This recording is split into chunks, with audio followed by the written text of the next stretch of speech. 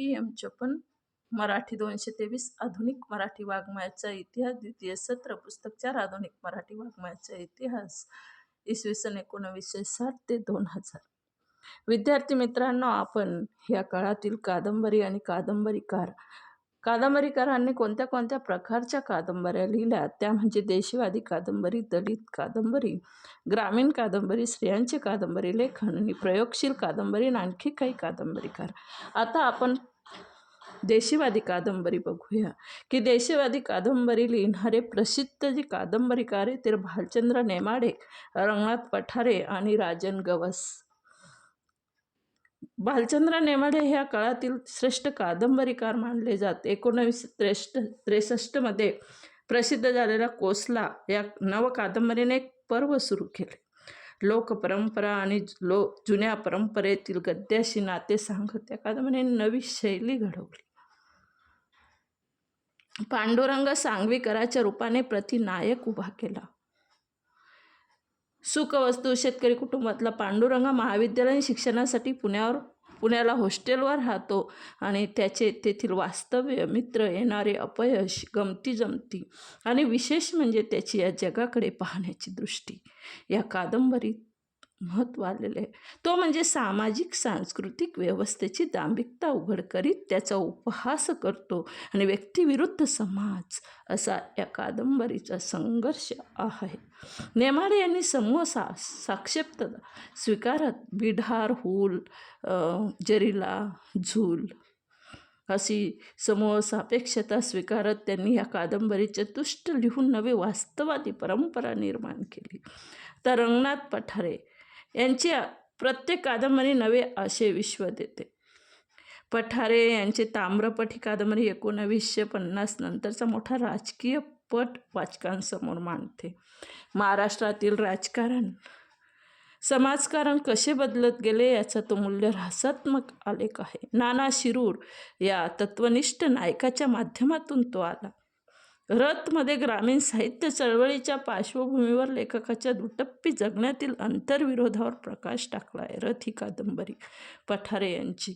त्यानंतर चक्रव्यूह या कादंबरीत शैक्षणिक क्षेत्रातील राजकारण, तर पहर चौकातील अरण्यरुदनमध्ये श्रमजीवी वर्गाचे शोषण केंद्रस्थानी आहे। अरण्यरुदन म्हणजे रंगनाथ पठारे यांचे ताम्रपट, रथ, चक्रव्यूह, अरण्यरुदन आणि नामुष्कीचे स्वगत। आता नामुष्कीचे स्वगतमध्ये कादंबरीचा रूपबंध, वाकोत, रूढ कथानक टळत वेगवेगळ्या लघुकथांनी एकत्रित केलेला आशय आहे। आणि मग त्यानंतर तिसरे जे कादंबरीकार देशीवादी कादंबरीमध्ये आपण बघितले भालचंद्र नेमाडे, रंगनाथ पठारे आणि तिसरे जे कादंबरीकार आहे देशीवादी कादंबरीच्या प्रकारात ते म्हणजे राजन गवस। राजन गवस यांच्या धिंगाणा, कळप, तणकट या कादंबऱ्यात तालुका वजा गावातील परिसरातील अवकाश आलेला आहे। खेड्यातील समाज, त्यांचे जगणे, समस्या, तेथील व्यक्ती समाजातील आंतरविरोध या अंगाने गवस समाज आणि संस्कृती समजून घेत त्यातील वैगुण्यावरही बोट ठेवतात। वास्तवाला अनुसरत त्यांची कादंबरी देशीवादी विचाराने साकार होते। तणकटमध्ये दलित समाजाच्या वर्तनाचं तसेच सवर्ण समाजाच्या पारंपरिक दृष्टीचा परखड समाचार त्यांनी घेतला आहे। आता त्यानंतर दुसरा प्रकार म्हणजे आपण दलित कादंबरी बघूया की दलित कादंबरीमध्ये जे लेखक आहे अण्णाभाऊ साठे, शंकरराव खरात, केशव मिश्राम, बाबूराव बागुल हे प्रसिद्ध कादंबरीकार आहे, दलित कादंबरीकार। तसेच सुधाकर आणि अजून भरपूर कादंबऱ्या लिहिल्या दलित कादंबऱ्या। सुधाकर गायकवाड, उत्तम बंडू तुपे, माधव कोंडविलकर, अशोक भटकर, नामदेव ढसाळ, भीमसेन देठे, योगेंद्र मेश्राम, विकास आंभोरे, नामदेव कांबळे, बाबाराव मुसळे, शरणकुमार लिंबाळे, जवी पवार, विजय शिरसट, वैजनाथ कळसे इत्यादी दलित कादंबरीकार या कालखंडात झाले। आता आपण यांच्या प्रत्येकाच्या कादंबऱ्या त्यांनी कोणत्या कोणत्या लिहिलेल्या आहेत ते आपण बघूया। तर आता आपण सुरुवातीला प्रसिद्ध अण्णाभाऊ साठे कादंबरीकार, दलित कादंबरीकार शंकरराव खरात आणि बाबूराव बागुल, केशव मिश्राम यांच्या आधी सुरुवातीला कादंबऱ्या बघूया की त्यांनी कोणत्या कोणत्या दलित कादंबऱ्या लिहिल्या। तर अण्णाभाऊ साठे यांनी सुरुवातीच्या काळात चांगल्या कादंबऱ्या लिहिल्या आणि ते म्हणजे रंजनवादी लिहू लागले. त्यांची फकीरा तर या कालखंडातील खूप गाजलेली कादंबरी अण्णाभाऊ साठेंची फकीरा. माकडीचा माळ कादंबरी महत्त्वाची म्हणावी लागेल. त्यानंतर घटना प्रधानता संघर्ष त्यामध्ये आहे. शंकरराव करातांनी बऱ्याच कादंबऱ्या लिहिल्या. गावचा टिनोपाल गुरुजी ही त्यांची कादंबरी राजकारण मांडणारी आहे. तर केशव मिश्राम यांची हकीकत, जटायू या आत्मचरित्रात्मक कादंबऱ्यातही पोखरण ही तितकीच महत्त्वाची कादंबरी केशव मिश्राम यांनी लिहिली. तसं आता बाबूराव बागुल हे पण प्रसिद्ध दलित कादंबरीकार आहे. सूड या कादंबरीने खऱ्या अर्थाने दलित कादंबरीचा पाया घातला. बाबूराव बागुल यांची सूड ही कादंबरी खूप प्रसिद्ध झाली 1970मध्ये आणि या लघु कादंबरीने खऱ्या अर्थाने दलित कादंबरीचा पाया घातला असे म्हणता येईल. कारण पुरुषसत्ताक व्यवस्थेने अत्याचारित एका दलित स्त्रीचा प्रवास या कादंबरीत दाखवला आहे.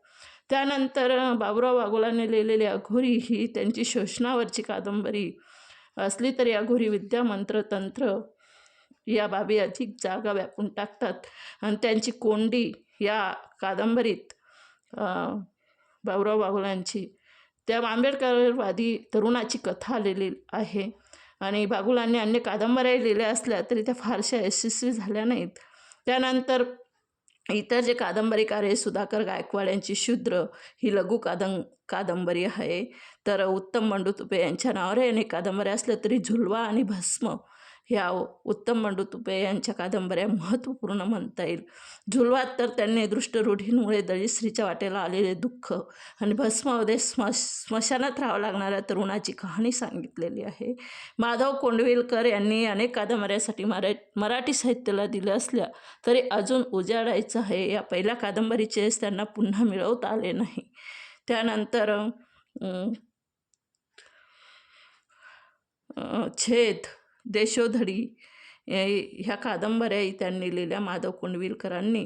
नंतर अशोक खोटकर यांनी मेलेलं पाणी 1982मध्ये कादंबरी लिहिली. त्यांनी ढोर समाजाबरोबर आणि दलित जाती समूहाचेही त्यांच्या अंतर्गत कलहाचे चित्रण केलेले आहे. त्यानंतर नामदेव ढसाळ यांनी हाडकी हाडवाळा या कादंबरीत महार समाजाचे आणि त्यातील स्त्रीचे जीवनचरित्र चित्रण केलेले आहे. तर दलित समाजाच्या बदलाचे चित्रण कादंबरीत वाचायला मिळते. भीमसेन देठे आणि इस्कोट 1988मध्ये. तर धर्मांतरांचा काळाचा वेध घेणारी ही कादंबरी आहे.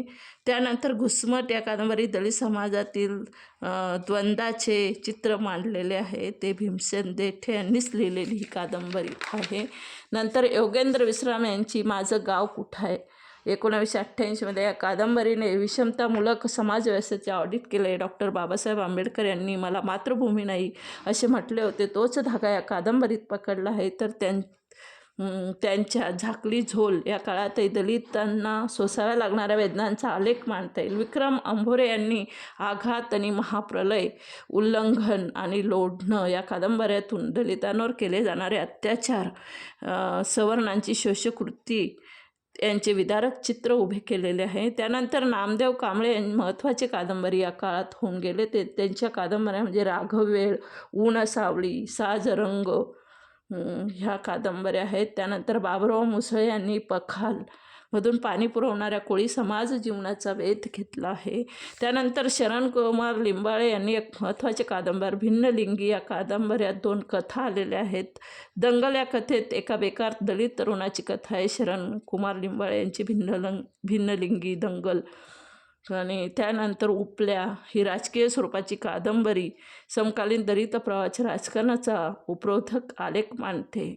आणि जवी पवार यांनी बलिदानमध्ये अशाच तऱ्हेने दलित राजकीय आघाडीवर शोकांतिका मांडली आहे. कुस्ती ही विजय शिरसट यांच्या कादंबरीत दलित तरुणाची कोंडी आणि त्याची होणारी निराशा व्यक्त होते. कुस्ती ही विजय शिरसट यांनी लिहिलेली कादंबरी. आणि वैजनाथ कळश यांनी शिक्षण क्षेत्रातील वर्णवर्चस्व आणि त्यामुळे दलित प्राध्यापिकाची होणारी कोंडी यावर 3 भिंती या कादंबरीत वैजनाथ कळश यांनी प्रकाश टाकला. आणि अशा रीतीने दलितांना सवर्णांकडून मिळणारी वागणूक जशी कादंबरीचा विषय तसे स्वसमाजाचा परखड वेधही तिने घेतला आहे.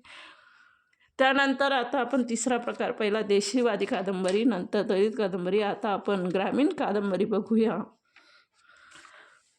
आता ग्रामीण कादंबरीमध्ये आनंद यादव, उद्धव शेळके, रा. बोराडे हे प्रसिद्ध ग्रामीण कादंबरीकार आहेत.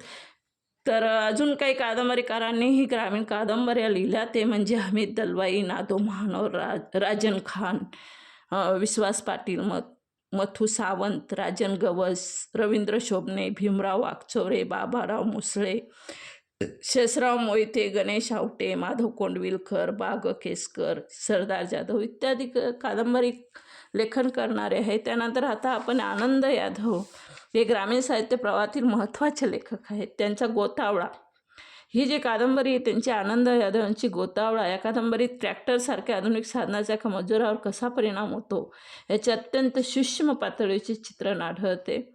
त्यानंतर यादवांच्या नटरंगमध्ये यादवांची दुसरी कादंबरी नटरंग, गोतावळा, नटरंग आणि झोंबी ह्या 3 कादंबऱ्या त्यांच्या प्रसिद्ध आहे आनंद यादव यांच्या. आणि यादवांच्या नटरंगमध्ये तमाशात नाचाचे काम करणारी गुणाची शोकांतिका कारुण्यपूर्ण भाषेत आली आहे. झोंबी या खेड्यातील दरिद्र कुटुंबातील मुलाचं शिक्षण, प्रवास, संघर्ष आणि त्याचा विकास मांडणारी कादंबरी आहे. आनंद यादवांचे इतरही कादंबऱ्या त्यांची जडणघडण सांगणारे आहेत.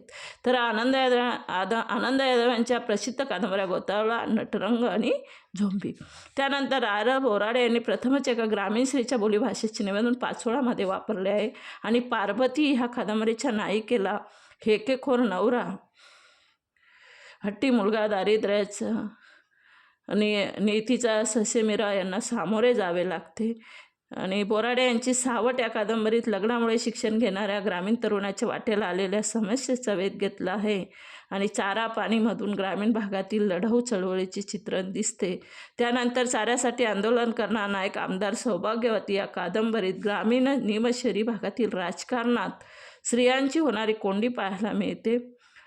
आता रा. बोराडे यांच्या कादंबऱ्या म्हटल्या तर पाचोळा, पार्वती, सावट, चारापाणी आणि आमदार सौभाग्यवती अशा त्यांनी अशी प्रसिद्ध ग्रामीण कादंबरीकार रा. बोराडे यांच्या नावावर ह्या कादंबऱ्या आहेत. त्यानंतर उद्धव शेळके यांची धग ही कादंबरी प्रसिद्ध आहे. यांच्या कादंबरीने ग्रामीण आणि प्रादेशिकच्या मर्यादा ओलांडून उत्तम शोकात्मक कादंबरी म्हणून लौकिक प्राप्त केला. त्यानंतर हमीद दलवाई यांची इंधन ही महत्त्वाची साहित्यकृती मानावी लागेल. गांधारीमध्ये गांधारी ही नादो महानोर यांची कादंबरी. यांनी मराठवाड्यातील निजामी राजवटीच्या जोखडातून मुक्त झालेल्या गावाचे चित्रण केलेले आहे. त्यानंतर हयात मजार मध्ये राजन खान यांनी मुस्लिम आणि समाजातील ताणतणाव मांडला आहे. राजन खान यांच्या हयात मजार ह्या कादंबऱ्या. पांगिरा ही विश्वास पाटील यांची कादंबरी राजकारणामुळे ऱ्हासशील अशा गावाचे चित्र उभे करते.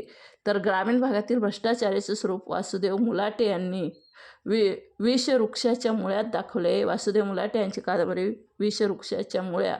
आणि राहू केतू या मथू सावंतच्या कादंबरी पंचायत पातळीवरती राजकारण, त्यात स्त्रियांना येणारा अनुभव मांडलेला आहे. आता हमीद दलवाई यांनी इंधनी कादंबरी लिहिली. तर नाधो महानोर यांनी गांधारी, राजन खान यांच्या कादंबऱ्या हयात आणि मजार.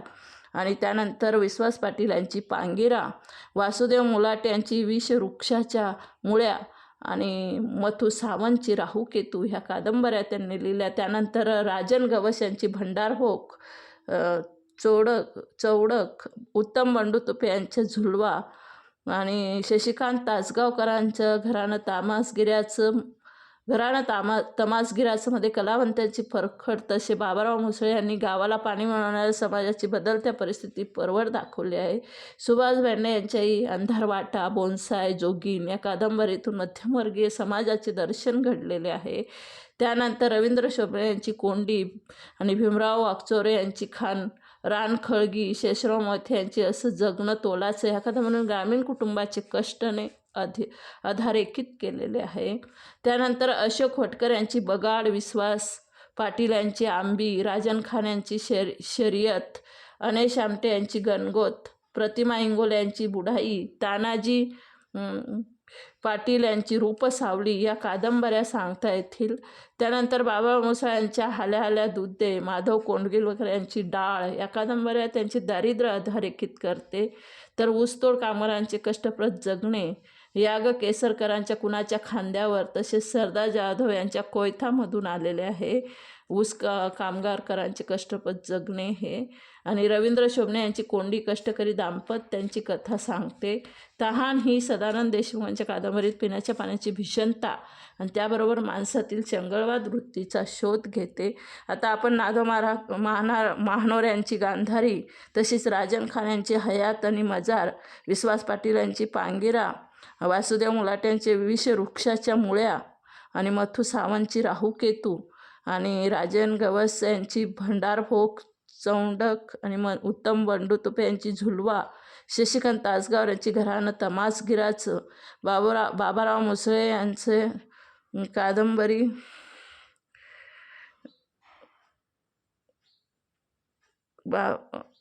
घराणं तमासगिरी कलावंताची परवड. तर बाबाराव मुसळे यांनी गावाला पुरवणाऱ्या समाजाची बदलत्या परिस्थितीत परवड दाखवली आहे. तर सुभाष भेंडे यांच्या अंधारवाटा, बोन्साय आणि जोगीन ही कादंबरी, रवींद्र शोभणे यांची कोंडी, भीमराव वाकचौरे रानखळगी, शेषराव मोहिते यांची असं जगणं तोलाचं, अशोक खोटवर यांची बगाड, विश्वास पाटील यांची आंबी, परत राजन खान यांची शर्यत, गणेश आवटे यांची गणगोत, प्रतिमा इंगोले यांची बुढाई, तानाजी पाटील यांची रूपसावली आणि बाबुराव मुसळे यांच्या हाल्याला दूध दे, माधव कोंडगिलकर यांची डाळ ह्या कादंबऱ्या आपण ह्या कालखंडातील या काळातील बघितल्या. 1960 ते 2000 ग्रामीण कादंबऱ्या. त्यानंतर स्त्रियांचे कादंबरी लेखन. आता ज्योत्स्ना देवधर, आशा बगे, निर्मला देशपांडे, गौरी देशपांडे, रोहिणी कुलकर्णी, अंबिका सरकार, शांता गोखले आणि सानिया या स्त्रियांनी या कालखंडात कादंबरी लेखन केले.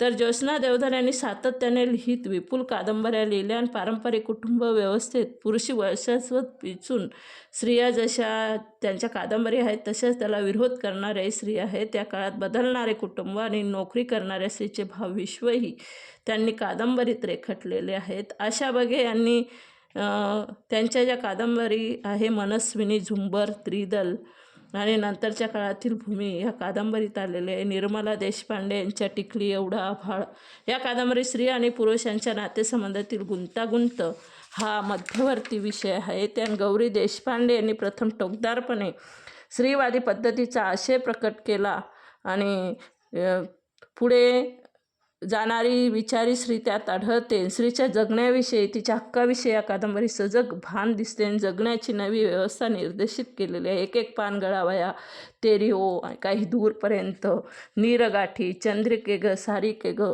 दुस्तर हा घाट, ठांग, मुक्काम, गोप, उत्खनन या कादंबरीतून त्यांनी स्त्री पुरुष संबंधाचा वेध घेताना माणसाच्या जगण्याविषयी सुद्धा विचार केलेला आहे. रोहिणी कुलकर्णी यांच्या कादंबरीत काहीशा वेगळ्या अशा वाचकांचे लक्ष वेधून घेतले जाते. घटस्फोटित स्त्री आणि तिचा पहिला मुलगा यांची परस्परांना भेटीच्या इच्छेने निर्माण झालेली परिस्थिती, त्यातील ताणेबाणे अशा प्रश्नांना भेट ही कादंबरी रोहिणी कुलकर्णी यांची सामावून घेते.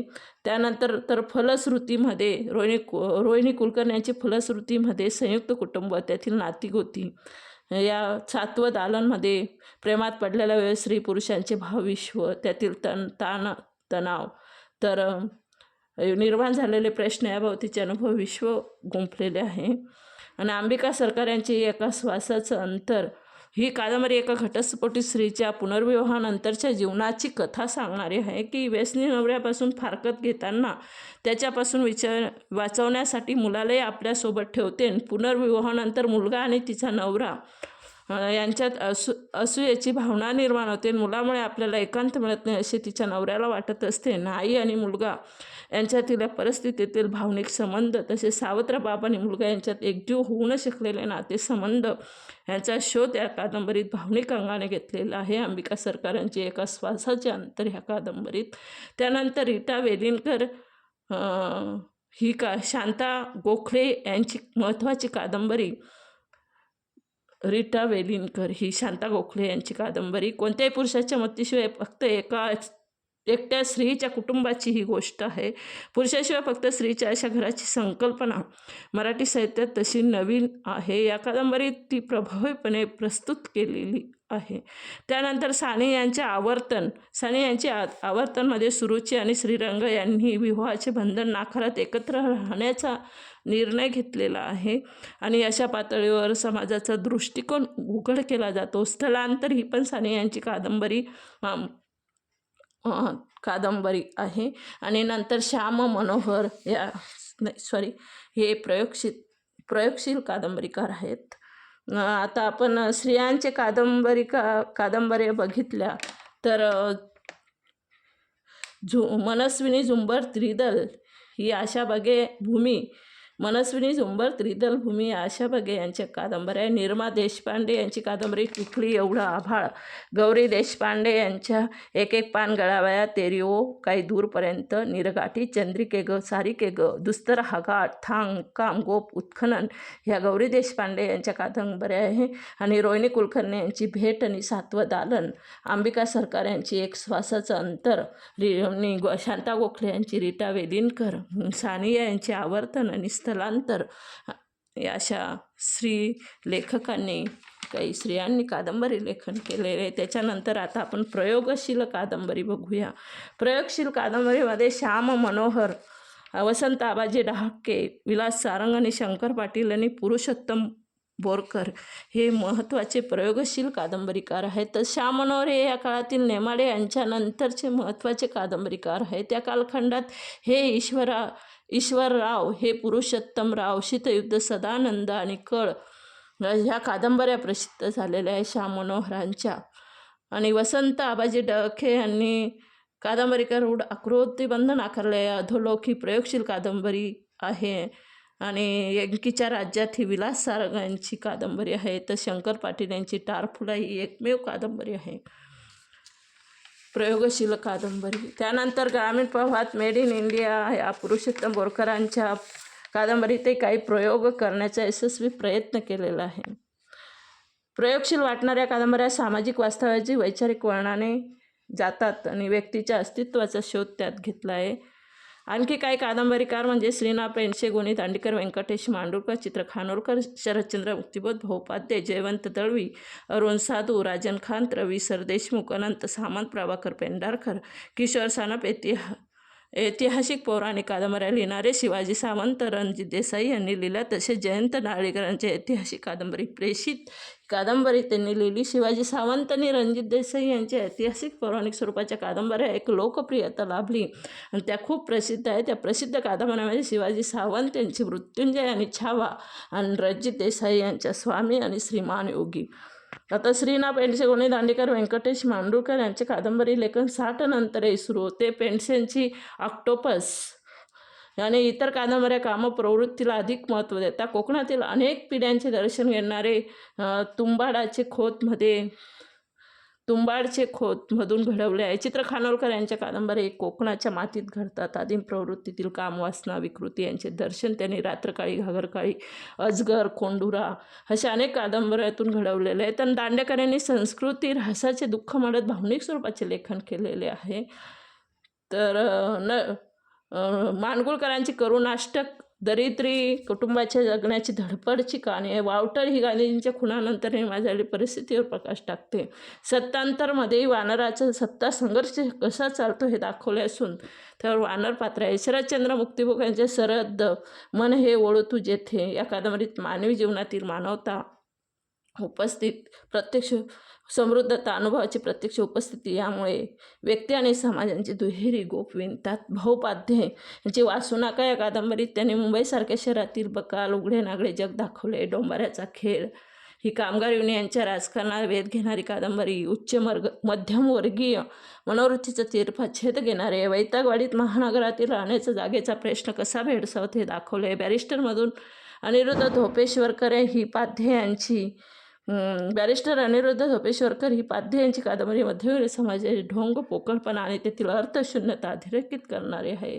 तर जयवंत दळवे यांची चक्र या कादंबरीत झोपडपट्टीतील जीवनाचा धांडोळा घेतला आहे. अरुण साधून यांच्या विविध विषय हाताळणारे कादंबरी लेखन महत्त्वपूर्ण आहे. त्यांनी 70च्या दशकात लिहायला सुरुवात केली. मुंबई दिनांक 1973मध्ये लिहिली. महानगराच्या अंतरंगाचे दर्शन घडवते. तर सिंहासनमध्ये अरुण साधूंची कादंबरी सिंहासन, त्रिशंकू, बहिष्कृत ह्या कादंबऱ्या अरुण साधूंच्या आहेत. सिंहासनमध्ये सत्तेचा विधी निषेधशून्य खेळ कसा चालतो हे दाखवले आहे. त्यांची त्रिशंकू ही कादंबरी अभिजातांमध्ये होणारा दलित तरुणांचा कोंडमारा प्रकट करते.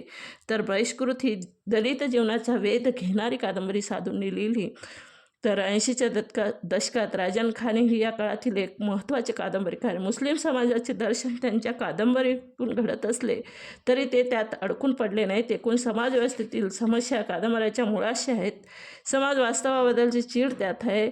जगताना व्यक्ती या व्यवस्थेतून हेलपाटून जाते आणि एखाद्या चक्रव्यूहात सापडल्याप्रमाणे तिच्या पुढे पर्याय उरत नाही. त्यांचे राजन खान यांच्या कादंबऱ्या काफर, यतीम, सतनागत, चिमुटभर, रूढीबाज, आभाळ या त्यांच्या काही कादंबऱ्यातून वाचकाला पात्रांशी तादात्म्य पावत अनुभवाचे चटके सोसावे लागतात. सर देशमुख यांची बखर एका राजाची ही एका संस्थानिकाची, त्यांच्या सज्जनतेची, तेथील रीतिरिवाजांची कहाणी आहे. तर मनोहर शाने यांच्या कादंबरीत मध्यमवर्गीय जीवनातील कौटुंबिक ताणेबाणे त्यांचे दैनंदिन जीवन तपशिलाने मांडतात. MT वामारू ही अनंत सामंतची सागरावर बोटीवर घडणारी गतिमान वास्तवाची प्रचिती देणारी कादंबरी आहे. MT वामारू ही अनंत सामंत यांची कादंबरी. तर प्रभाकर पेंढारकर यांची रारंगढांग ही हिमालयात रस्ता बांधणाऱ्या लष्करी जीवनावरची तितकीच थरारक कादंबरी आहे. पांगुळवाडा ही किशोर सानप यांची कादंबरी सामाजिक जीवन तऱ्हेवाईक अनुभवांनी भरलेली आहे. तर ऐतिहासिक कादंबऱ्या इतिहासावर आधारलेल्या असतात. आनंदी गोपाळ, श्रीज जोशी यांनी आनंदीबाई आणि गोपाळराव यांच्या सहजीवनावर चरित्रात्मक कादंबरी लिहिली. तर इंद्रायण काठी रवींद्र भट यांची संत ज्ञानेश्वरीवरील कादंबरी आहे. याच पद्धतीने ऐतिहासिक पौराणिक स्वरूपाच्या कादंबऱ्या शिवाजी सावंत यांनी लिहिल्या. महाभारतातील कर्णावरील मृत्युंजय आणि छत्रपती संभाजीराजे यांच्यावरील छावा या कादंबऱ्या अत्यंत लोकप्रिय ठरल्या. आणि रणजित देसाईंची स्वामी ही माधवराव पेशवे यांच्या जीवनावरील कादंबरी त्यांचे कुटुंब, कलह, भाऊबंदकी, पेशवाई सावरण्यासाठी केलेले प्रयत्न आणि अनेक घडामोडींनी भरले आहेत. तर श्रीमान योगी ही शिवाजी महाराजांवरील कादंबरी भावोत्कटपणे आणि ऐतिहासिक वातावरणाने भरलेली आहे. देसाईंच्या ऐतिहासिक कादंबऱ्यांची अमाप लोकप्रियता लाभली आणि विज्ञान कादंबरीचा प्रभाव कथेसारखा प्रभावी दिसत नसला तरी जयंत नारळीकरांची ऐतिहासिक प्रेषित कादंबरी महत्त्वाची आहे. अंतराळ विश्वातील नाट्यपूर्ण प्रवाही घटनांनी ती अशय संपन्न झालेली आहे. तर आता आपण कादंबऱ्या बघितल्या की श्रीना पेंडसे यांचे ऑक्टोपस, चित्र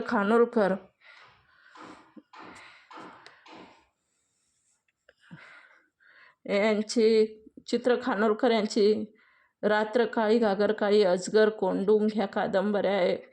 आणि माडगुळकर यांच्या करुणाष्टक, वावटळ, सत्तांतर, शरदचंद्र मुक्तिबोध यांची सरहद्द, जन हे ओळू तू जेथे. त्यानंतर भाऊ पाते यांची वासुनाका, डोंबाऱ्याचा खेळ, वैतागवाडी, बॅरिस्टर अनिरुद्ध धोपेश्वरकर. तर जयवंत दळवे यांचे चक्र, अरुण साधू यांचे सिंहासन, त्रिशंकू, बहिष्कृत, मुंबई दिनांक ह्या कादंबऱ्या आहेत. तर राजन खान यांच्या काफर, यतीम, सतनागत, चिमुटभर, रूढीबाज, आभाळ ह्या कादंबऱ्या आहेत. त्रिव देशमुख यांचे बखर एका सरदेशमुख यांची बखर एका राजाची कादंबरी आहे. तर मनोहर शहाणे यांनी ही कादंबऱ्या लिहिल्या. अनंत सामंत यांची MT वामारू ही कादंबरी आहे. तर प्रभाकर पेंढारकर यांची रारंगढांग ही कादंबरी आहे. आणि किशोर सानप यांची पांगुळवाडा ही कादंबरी त्यांनी लिहिली. तर आनंदी गोपाळ ही श्रीज जोशी यांनी लिहिलेली कादंबरी आहे. छावा आणि मृत्युंजय ही रणजित देसाई यांच्या कादंबऱ्या आहे. आणि